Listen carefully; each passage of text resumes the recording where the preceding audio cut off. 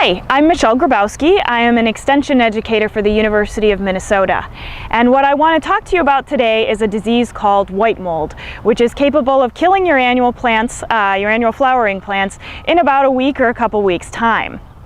White mold is caused by the fungus Sclerotinia sclerotiorum, and you can see the disease gets its name from the fluffy white fungal growth that it causes.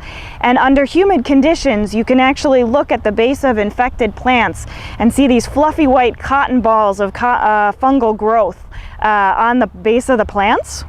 The other important feature I wanted to show here on this petri dish are these dark black structures here. Those are resting structures of the fungus called sclerotia. And they're particularly problematic because once in a garden, they can survive in the soil for 5 to 8 years. Whenever we reach this time of year and the plants grow together, shading the soil, creating a nice cool environment, if you add some sprinkler irrigation, it creates the optimum conditions for this disease. And these sclerotia will pop up a tiny little mushroom-like structure that'll release thousands of spores. And these spores will then infect the stems of the plants. So right here we have a small bed of profusion zinnias. Zinnias are very susceptible to white mold. In fact, many of the commonly grown annual bedding plants are very susceptible to white mold. We see disease frequently in zinnias, petunias, snapdragons, cosmos, and a large variety of other flowering plants. Right here, our zinnias are showing the classic symptoms of white mold. The fungus can infect flowers, leaves, and stems, but what we really worry most about are these stem infections. You'll notice here I've got some plants that are just starting to wilt. I've also got plants that are completely dead and killed. In our zinnia here, you can see the infection starts with the wilted leaves, is probably the first thing you'll notice in the garden. If you follow this stem, you see green, healthy tissue until about this point of the stem. And this is where the fungal infection has started. And you can see the tissue has turned tanned and brown. And at the point when this infection girdles that stem, we'll get complete wilting and eventual death of everything above that infection. As you're examining infected plants, look for fluffy white mycelia. You may not see the fluffy white fungal growth unless it's very humid conditions at the base of the plant.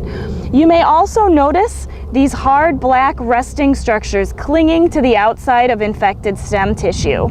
These are the sclerotia, those hard resting structures that can survive in the soil for up to 8 years. And if you look at this small bed, we've already lost over 50% of our flowers and of our leaves.